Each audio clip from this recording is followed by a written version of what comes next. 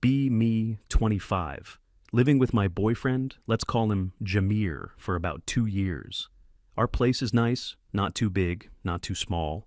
He pays a little more of the rent because his job is better. I work at a boutique downtown. It's okay.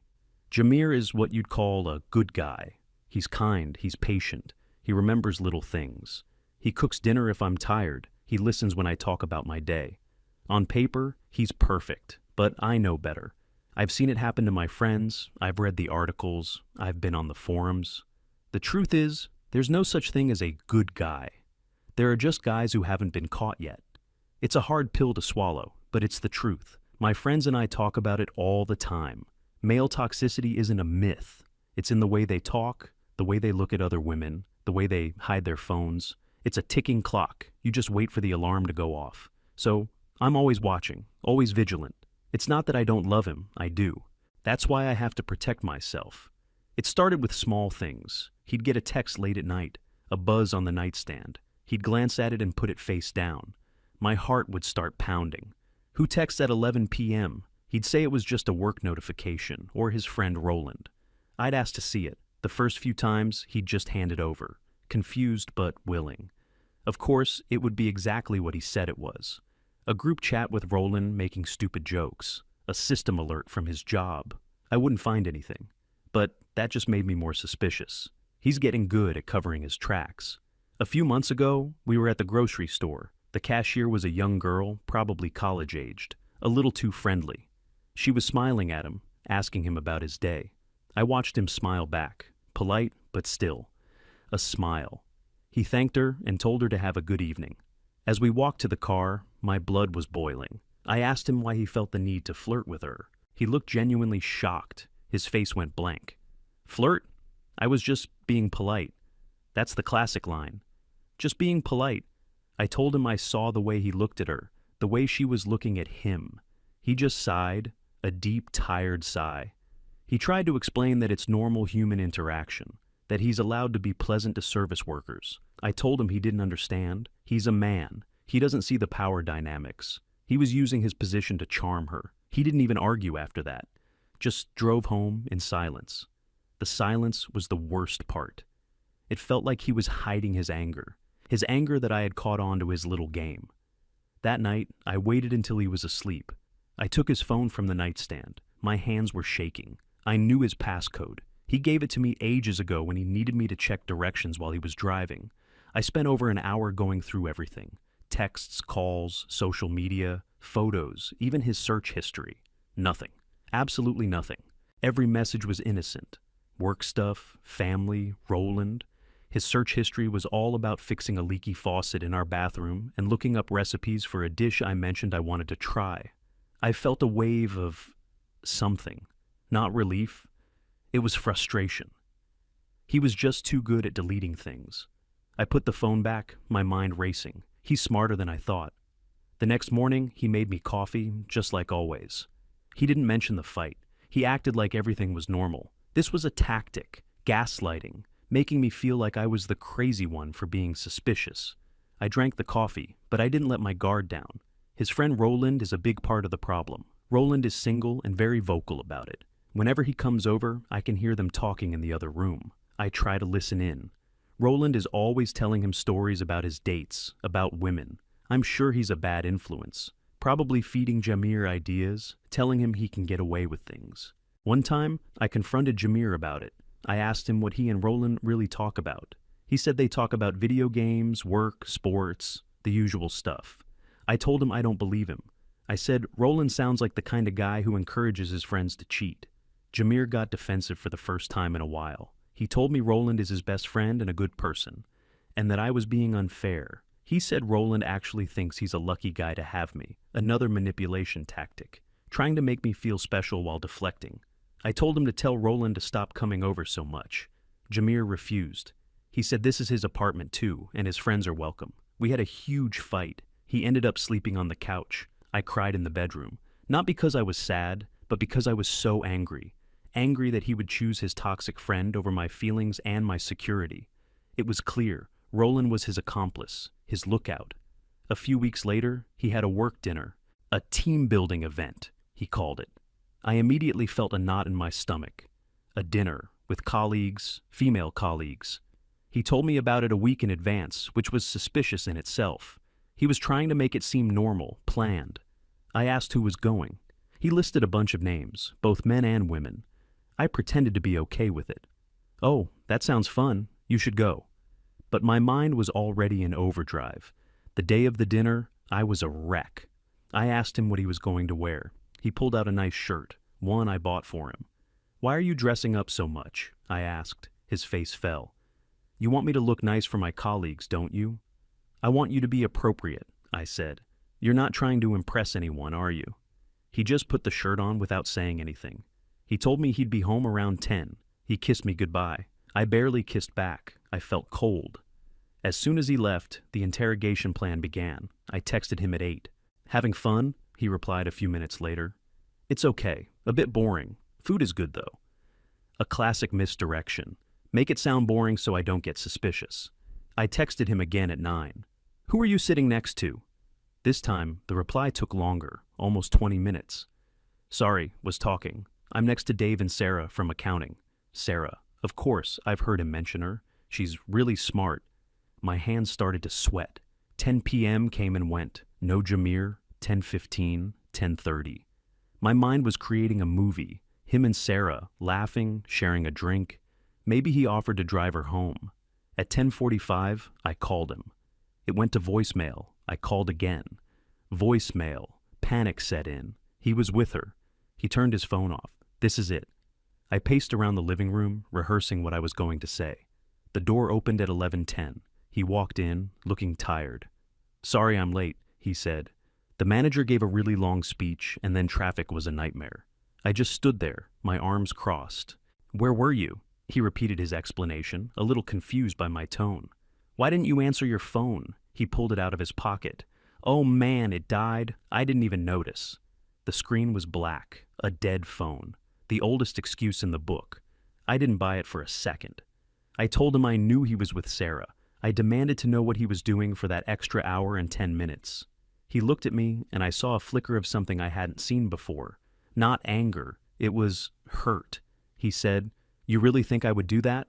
After 2 years, you think that's who I am?" I told him I know what all men are. He just shook his head slowly. He walked past me into the bedroom and didn't say another word. I stayed on the couch, feeling a strange mix of vindication and emptiness. I knew I was right. I just needed the proof. My friend, the one I talked to about everything, she gets it. I told her about the work dinner incident the next day. She confirmed all my suspicions. She said her ex used to do the exact same thing. The dead phone, the boring work event. It was a textbook play. She told me I was smart to be vigilant, that I had to protect my heart. Hearing her say it made me feel strong. I wasn't being paranoid. I was being realistic. Jameer tried to talk to me the next morning. He said my lack of trust was starting to really affect him. He said it felt like he was constantly on trial for a crime he never committed. I told him the world is a tough place for women, that our lack of trust comes from a real place of betrayal. He needs to understand his male privilege. He doesn't have to live with this kind of fear. He tried to argue that trust is a two-way street. I cut him off. I told him he can earn my trust by being completely transparent. No more late nights, no more private conversations with Roland, no more friendly smiles to cashiers. He just stared at me. He didn't agree. He just said, "I can't live like that." The next few weeks were tense. He was walking on eggshells around me. He started coming home from work at the exact same time every day. He'd show me his phone without me even asking. "Look, no new messages." He stopped talking about his female colleagues altogether. Part of me felt victorious. I was training him, setting boundaries. But another part of me knew he was just getting better at hiding things. He was quieter, more reserved. The easy laughter we used to have was gone. He stopped suggesting we go out on dates. He spent more time playing video games with his headphones on, talking to Roland online. I knew they were talking about me. Roland was probably telling him to leave me, to find someone chill. That's what men call women who are too naive to see what's really going on. One Saturday, I was cleaning out a closet. I found an old shoebox filled with his stuff. Old photos, concert tickets, things from before he met me. I found a picture of him with another girl. They were at the beach smiling. His arm was around her. A hot wave of jealousy washed over me. Who was this? I took the photo into the living room where he was reading. I held it up. Explain this. He looked at the photo, then at me. There was no panic in his eyes, just weariness. That's my cousin, he said. We grew up together. That picture is from a family vacation like 6 years ago. His cousin. Right. I asked him why he kept a picture of another woman hidden in a box. It's not hidden, he said, his voice flat. It's a box of memories. She's family. I told him it was inappropriate, that it made me uncomfortable. I was his girlfriend now. He shouldn't be holding on to pictures of other women, family or not. I expected an argument, but he just took the photo from my hand. He looked at it for a moment, then he walked to the kitchen, tore it into 4 pieces, and dropped it in the trash. He didn't look at me when he walked back to the couch. I had won. I had made him choose. But watching him sit there, staring at his book without turning the page, I didn't feel like a winner. I felt powerful, but also very alone. This pattern continued. Every action he took was filtered through my lens of suspicion. He offered to do the laundry. I assumed he was trying to wash away evidence of perfume or makeup. He was nice to my mom on the phone. I thought he was just trying to build allies for when I finally caught him. He bought me flowers for no reason, a clear sign of a guilty conscience. Each time I'd confront him, and each time he would have a simple, logical explanation. And each time I would refuse to believe it. My friend said I was breaking him down, that eventually the truth would come out. She said men can only keep up the act for so long, so I kept pushing, kept testing. I felt like a detective on the verge of cracking a huge case, the case of my own relationship. He started spending more time at the gym after work. This was a massive red flag. Getting in shape? For who? Not for me. I loved him the way he was. He was obviously trying to impress someone new. I started checking his gym bag when he got home, sniffing his clothes for any hint of female perfume. I'd ask him detailed questions. What machines did he use? Who else was there? He would answer calmly, his voice devoid of any emotion. He was becoming a shell, a person who just went through the motions. One night, I told him I was feeling insecure. I thought maybe if I showed some vulnerability, he would confess. I told him stories about my ex who cheated on me. I explained that my fear comes from a real place. He listened patiently. When I was done, he just said, I know, and I'm sorry that happened to you, but I am not him. It wasn't the answer I wanted. I wanted him to say, you're right to be suspicious. I wanted him to admit that the temptation is always there, but he never did. He maintained his innocence. It was infuriating. His denial was so convincing. I started thinking of more extreme tests. I thought about asking my friend to try and message him on social media to see if he'd take the bait. I thought about accidentally leaving a voice recorder on in the apartment when I left. I was losing sleep. My life revolved around this one thing, proving that my worldview was correct, proving that he was just like all the others. Because if he wasn't, then what did that make me? If he was innocent, then all this pain, all this fighting, it was my fault. And that was a possibility I couldn't accept. So I kept digging, convinced I was just one shovelful away from the ugly truth. I had no idea how deep the hole I was digging really was, or that I was the only one who was going to end up at the bottom of it. His birthday was coming up. I decided to put on a good face, to pretend like things were fine. I planned a surprise party for him, invited Roland and a few of his other friends. I thought maybe if he saw how much I cared, how much effort I put in, he might crack. He might break down and tell me the truth out of guilt. The party was awkward. His friends were polite to me, but distant. I could feel them watching me. I could hear them whispering when I left the room. Roland barely spoke a word to me. He just gave me a tight, forced smile. Jameer seemed genuinely surprised and happy for a little while, but the happiness didn't reach his eyes.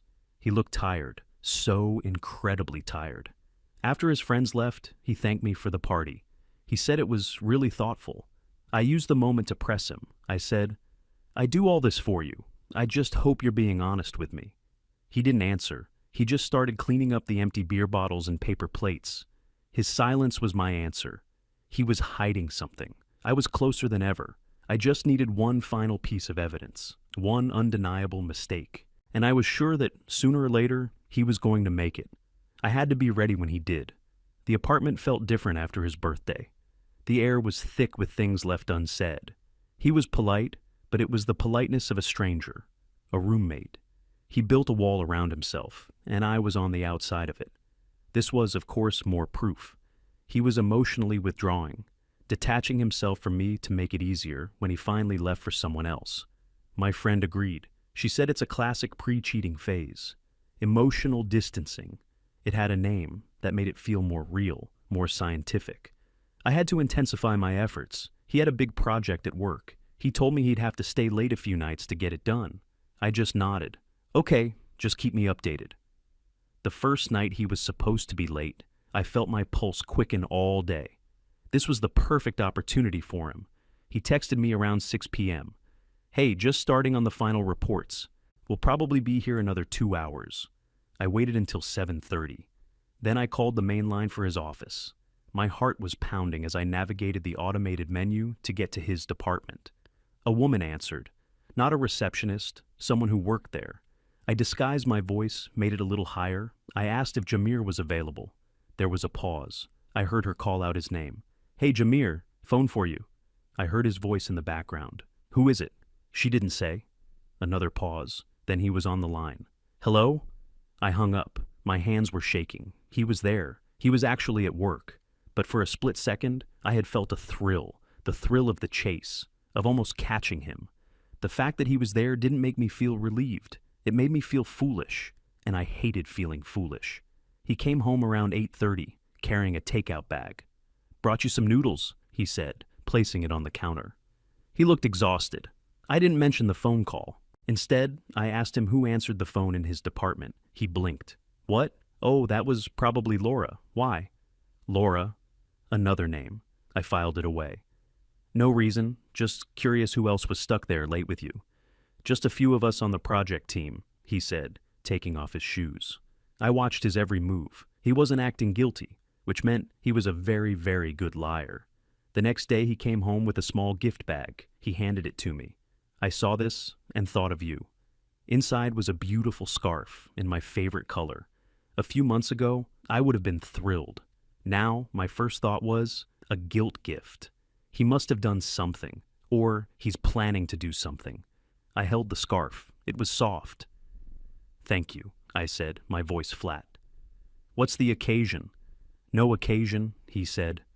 Just wanted to get you something nice. Things have been tense. I thought it might help. So it was a bribe, a peace offering to make me lower my guard. I looked at him. Where were you when you bought this? He sighed. I went out during my lunch break. There's a shop near my office. I nodded slowly. Alone? The light in his eyes just went out. Yes, Sienna. Alone. I didn't wear the scarf. I put it in my drawer, still in the bag. It was evidence. I wasn't sure of what yet, but it was part of the puzzle. A few nights later, he was working late again. This time, I didn't call. I had a better idea. I told him I was going out with my friend for a movie. Instead, I drove to his office building. I parked across the street in a spot where I could see the main entrance. I sat there in the dark, my car turned off, just watching. I felt like a private investigator. I was taking control of the situation. I saw people leaving the building in small groups. I scanned every face. Around 8:45, I saw him walk out. He was alone.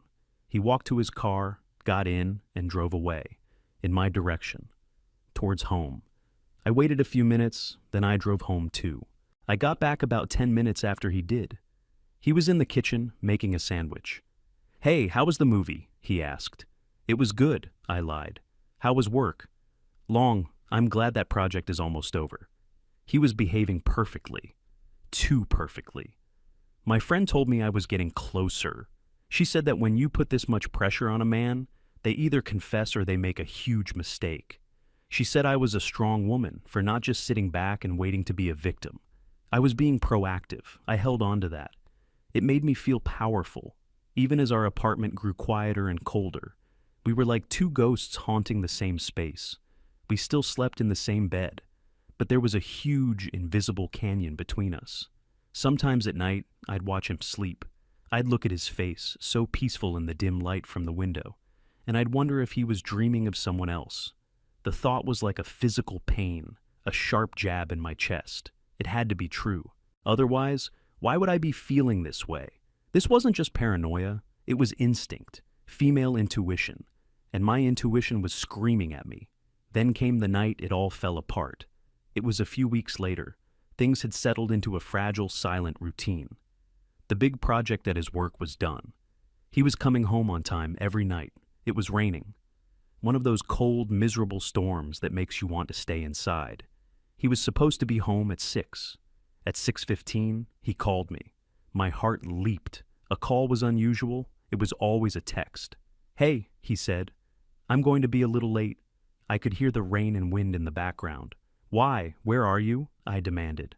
"I'm on the side of the road just off the highway. Laura from my office, her car broke down. She has a flat tire, and she has her kid with her. I'm just going to change it for her real quick." Laura. The name echoed in my head. Laura. The one who answered the phone, the one he was working late with. It all clicked into place. This was it. This was the mistake I had been waiting for. It was so obvious, so cliché. The damsel in distress, the knight in shining armor, a car that conveniently breaks down on a dark, rainy night. My hands were gripping the phone so tightly my knuckles were white. "Okay," I said, my voice dangerously calm. "Don't be too long." I hung up. I didn't pace. I didn't scream. I just sat on the couch in the quiet apartment, and I waited. The anger I felt was cold and clean. It was the anger of being proven right. Every minute that ticked by was another nail in his coffin. He was with her, helping her, being the hero. I pictured them, him on his knees in the rain, looking up at her looking down, grateful, impressed. A spark. A moment. That's all it takes. He walked in the door a little after 7. He was soaked to the bone. His hair was plastered to his forehead. His jacket was dripping on the floor. He looked utterly miserable. "Man, it's really coming down out there," he said, shaking the water from his hands. "That was awful. Her spare was almost flat too. Took forever to—" He stopped talking when he saw the look on my face. I was still sitting on the couch, just staring at him. "What's wrong?" he asked. I finally stood up. "So, Laura," I said, my voice dripping with sarcasm. He frowned, confused. "Yeah? What about her?" "How stupid do you think I am, Jamir?" His face changed. The exhaustion was replaced by a familiar wariness. "Sienna, what are you talking about? I told you what happened." I started to laugh. It was a high, sharp sound. "Oh, I'm sure you did. The poor, helpless woman with her child, broken down on the side of the road. It's like something out of a cheesy movie. Did you rehearse that line?" He just stared at me. "Her car had a flat tire," he said slowly, as if talking to a child. "It happens. On a rainy night, just a few miles from our apartment, with you, her brave coworker, conveniently driving by right at that moment, the odds are incredible." "I wasn't driving by," he said, his voice starting to get strained. "She called me from the office right after I left. She was leaving at the same time, and her tire went. She was panicking. She didn't know who else to call nearby. I was 5 minutes away. So it was even worse. She had his number. She called him directly. This was a planned, coordinated event. So, you're her personal emergency contact now? What's next? Are you going to be her shoulder to cry on, her rock?" She was scared, Sienna. Her little boy was in the back seat crying. What was I supposed to do? Just say, "Sorry, my girlfriend is paranoid. You're on your own," and drive away? The word paranoid hit me like a slap. So that's what I am to you? Paranoid? Or am I just smart? Am I just someone who refuses to be a fool? I see what's happening here. I've seen it from a mile away. "What? What do you see?" he asked, his voice rising in frustration. "Tell me, what is it that you think is happening?" "I see you laying the groundwork, the late nights at the office with her, the team building, now this.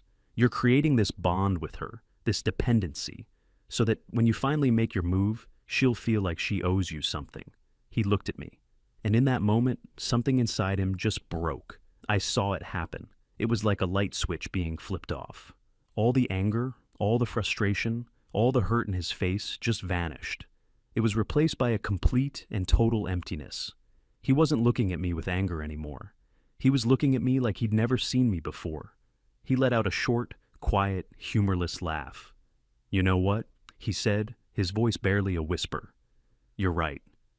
My heart stopped. A confession. I'm right?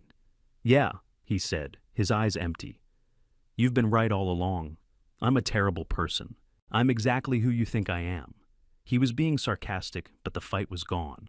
I'm done, he said. He turned and walked past me, dripping water on the floor. I stood there, stunned. Done with what? Done lying? He didn't answer. I followed him to the bedroom. He had pulled his old duffel bag out from under the bed. He opened the closet and started taking his shirts off the hangers, folding them neatly and placing them in the bag. The methodical, calm way he was doing it was terrifying. Reality started to sink in. What are you doing? I asked, my voice trembling. I'm doing what you've wanted me to do for months, he said, not looking at me. I'm proving you right. Stop it, Jamir. This isn't funny. He went to his dresser and started pulling out socks and underwear. I'm not trying to be funny. You're just going to leave because of this, because I'm finally calling you out? He finally stopped what he was doing and turned to look at me. His face was a blank mask. I'm not leaving because you called me out, he said, his voice completely level. There's nothing to call out. I'm leaving because I can't live in this prison anymore. I can't live with someone who looks at me every single day and sees a monster. He continued, I can't spend the rest of my life trying to prove a negative, trying to prove I didn't do something. It's impossible. Every good thing I do is a sign of guilt. Every mistake is a confirmation of your theories. There's no way for me to exist in this relationship without being the villain of your story. He zipped up the duffel bag. So, okay, he said, shrugging slightly. I'll be the villain. He walked to the nightstand and grabbed his keys and wallet. He looked around the room, then back at me. You win, Sienna. You finally broke the case. You were right all along. He walked out of the bedroom. I followed him, my mind unable to process what was happening. This wasn't how it was supposed to go. He was supposed to break down, cry, beg for forgiveness. He wasn't supposed to just leave. He walked to the front door and put his hand on the knob. He took the key to our apartment off his keychain and set it on the small table by the door. He didn't even look at me. Goodbye, he said to the door. And then he was gone.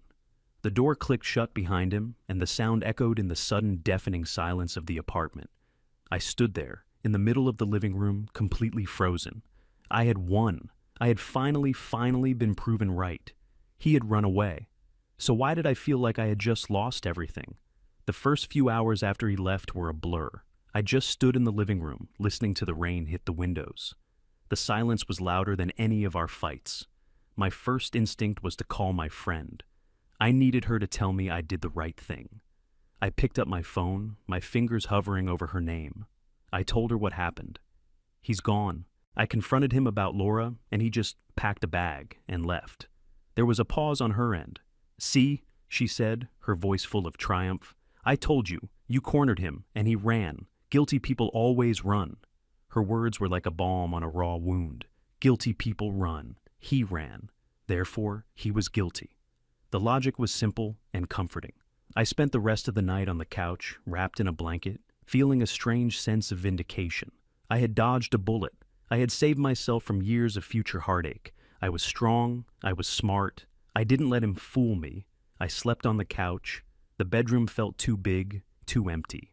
The next morning, I woke up feeling hungover, even though I hadn't had anything to drink. His side of the bed was perfectly made. His coffee mug wasn't by the sink. The small, everyday proofs of his existence were gone.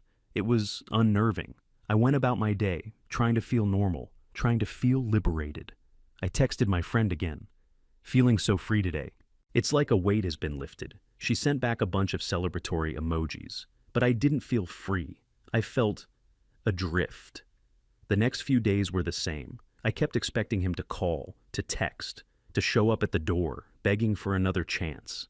I had my speech prepared. I would be calm, firm. I would tell him I deserve better.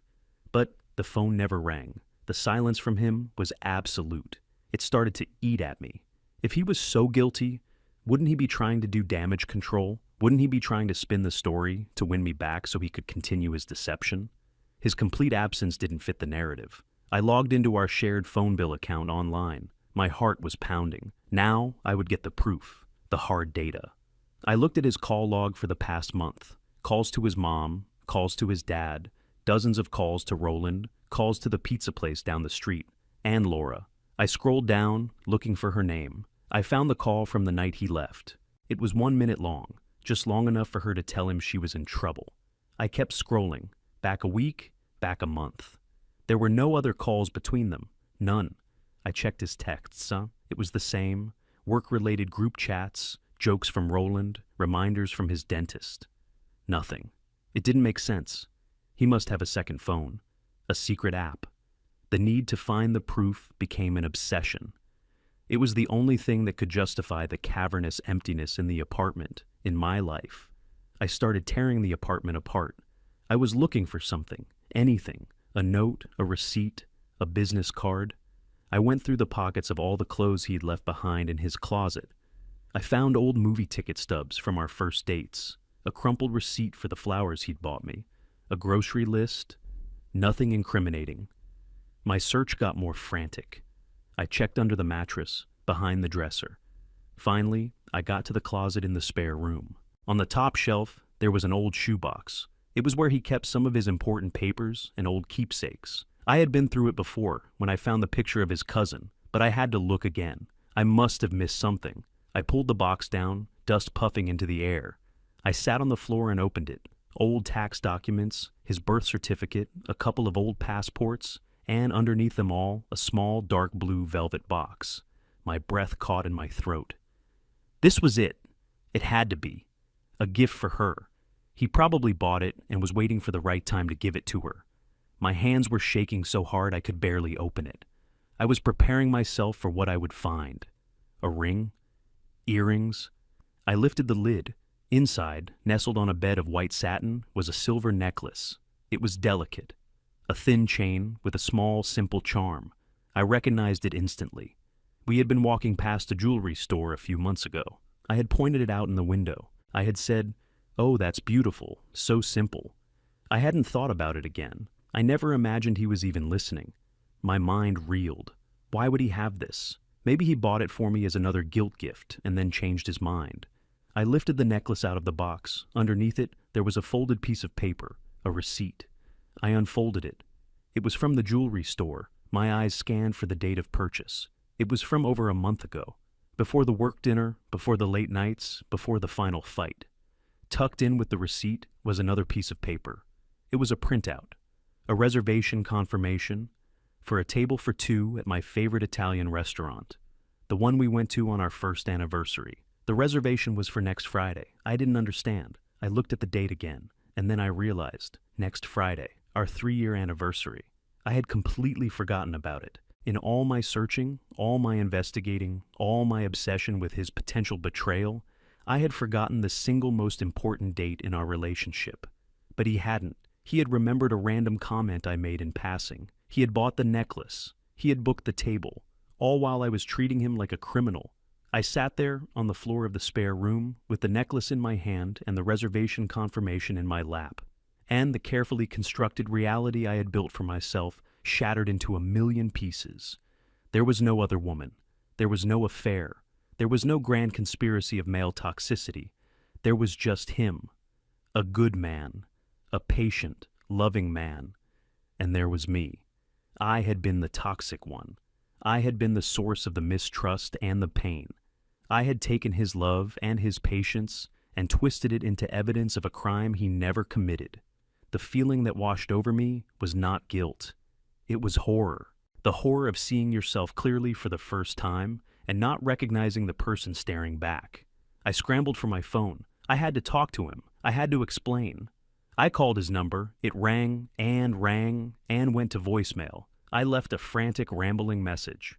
"Jamir, it's me. I was wrong. I was so wrong. I found the necklace. I saw the reservation. Please, just call me back. We need to talk." I sent him a text.